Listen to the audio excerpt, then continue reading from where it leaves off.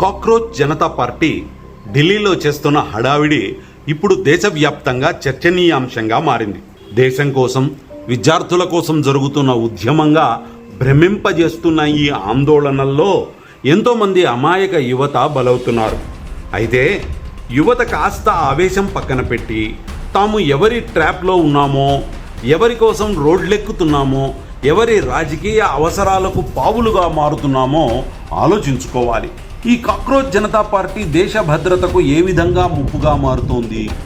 Cockroach Janata party కార్యకలాపాలు America నుండి మొదలవడానికి కారణం ఏమిటి? ఈ ఆందోళనలకు సూత్రధారి అభిజిత్ దిప్కే వెనక అసలు ఎవరు ఉన్నారు? జెన్ జీ ఉద్యమం ముసుగులో సాగుతున్న ఈ అరాచకం మాటున ఉన్న విదేశీ శక్తుల ఆర్థిక అండదండల గురించి ఈ వీడియోలో తెలుసుకునే ప్రయత్నం చేద్దాం. మొదటగా ఈ కాక్రోచ్ ఉద్యమం అమెరికా నుండి మొదలవ్వటానికి కారణాలు విశ్లేషిద్దాం.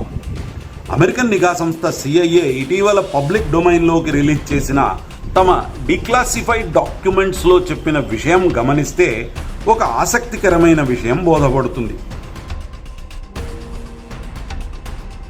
అమెరికన్ సంస్థ ఫోర్డ్ ఫౌండేషన్ తమ ప్రాజెక్ట్ పార్ట్నర్ అని, CIA చేపట్టిన కొన్ని ప్రాజెక్టులకు ఫోర్డ్ ఫౌండేషన్ ఆర్థిక సహాయం అందించిందని, అటువంటి వాటిలో రాజకీయ, సైకలాజికల్ యుద్ధానికి సంబంధించిన ప్రాజెక్టులు కూడా ఉన్నట్లు ఈ డాక్యుమెంట్ తెలియజేస్తున్నాయి.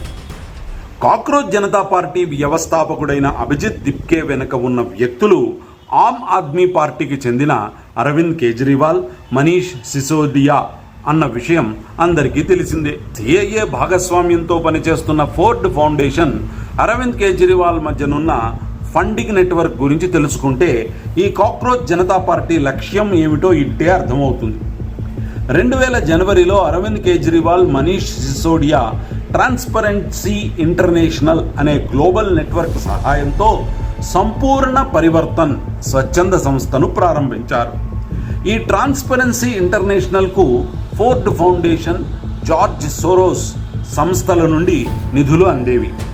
2002లో అదే ఫోర్డ్ ఫౌండేషన్ కేజ్రీవాల్కు చెందిన పరివర్తన్ సంస్థకు నేరుగా నిధులు అందించడం మొదలుపెట్టింది.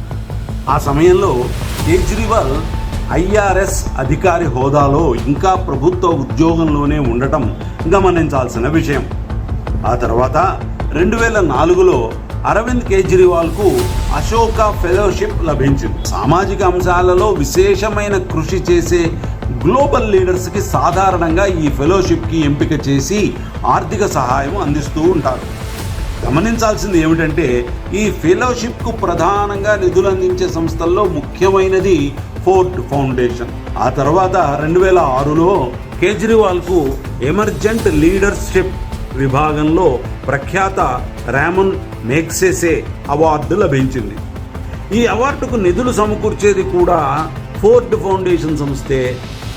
2004లో భారత నౌకాదళ మాజీ అడ్మిరల్ లక్ష్మీనారాయణ రామ్దాస్ కూడా ఇదే అవార్డును అందుకున్నారు.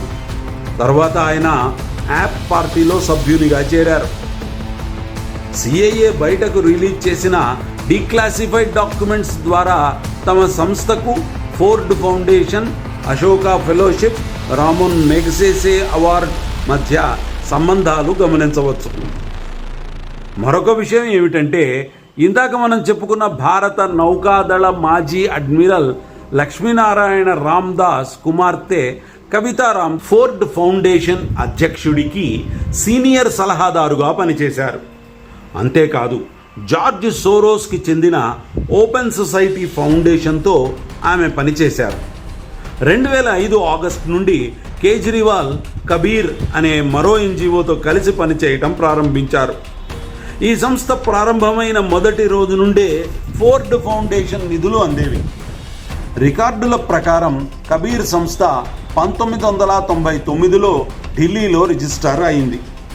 దేశ వ్యతిరేక కార్యకలాపాల కారణంగా ప్రభుత్వం వల్ల ఇటీవల మూతపడిన ఆమ్నెస్టీ ఇంటర్నేషనల్ ఇండియా సంస్థ కార్యాలయం కూడా కబీర్ కార్యాలయం ఉండే భవనంలోనే ఉండేది. ఇంకా చెప్పాలంటే ఆమ్నెస్టీ ఇంటర్నేషనల్ ఇండియా కూడా ఫోర్డ్ ఫౌండేషన్ నుంచి కోట్ల రూపాయల నిధులు అందేవి.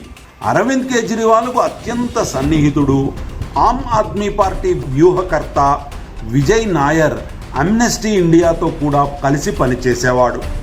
దేశంలోకి అక్రమంగా నివసిస్తున్న రోహింగ్యాలకు ఆర్థిక అవసరాలు సమకూర్చేందుకు స్టేజ్ షోలు నిర్వహించేవాడు కూడా. అంతేకాదు, విజయ్ నాయర్ అతడి తమ్ముడు అజయ్ నాయర్ కలిసి ముంబైలోని అమెరికన్ కాన్సులేట్లో కలిసి పనిచేశారు. ఆ సమయంలో అమెరికన్ విదేశాంగ అధికారి మైక్ హ్యాంకీ ముంబైలోని అమెరికన్ కాన్సుల్ జనరల్గా ఉండేవారు. అతడు అరబ్ దేశాల్లో పనిచేసిన కాలంలో అంటే 2010 సమయంలో అరబ్ స్ప్రింగ్ ఉద్యమం ఊపందుకుంది. ట్యునీషియా, ఈజిప్ట్, లిబియా, యెమెన్ వంటి దేశాలలో అంతర్గత విప్లవాలు, నిరసనల ద్వారా అక్కడి ప్రభుత్వాలు కుప్పకూలాయి. యువతను ప్రభావితం చేసి ఉద్యమాల వైపు ఆకర్షించాలంటే కమీడియన్లు, గాయకుల అవసరం కూడా ఉంటుంది. అందుకే విజయ్ నాయర్ ఈ విధమైన కమీడియన్లు, గాయకులకు అందించే ఓ ఏజెన్సీని కూడా నిర్వహించేవారు. విజయ్ నాయర్ పాత సోషల్ మీడియా అకౌంట్లు పరిశీలిస్తే అతడి ఏజెన్సీలో పనిచేసే వాళ్ళంతా హిందూ వ్యతిరేక భావజాలం ఉన్నవాళ్లే అనేది స్పష్టమవుతుంది. అందులో వాడే కమేడియన్ ముసుగు వేసుకున్న కునాల్ కమ్రా.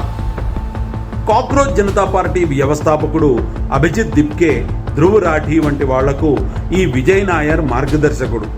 వీళ్ళంతా వచ్చింది ఆమ్ ఆద్మీ పార్టీ నుంచే. ఇదంతా జాగ్రత్తగా గమనించే వారికి ఈ అభిజిత్ దిప్కే వెనుక ఎవరు ఉన్నారు, కాక్రోచ్ జనతా పార్టీ లక్ష్యం ఏమిటో స్పష్టంగా అర్థమవుతుంది. ఈ ఇన్ఫర్మేషన్ తప్పనిసరిగా యువతకు షేర్ చేయండి. మరిన్ని వీడియోల కోసం ఈ యూట్యూబ్ ఛానల్కి సబ్స్క్రైబ్ చేయండి.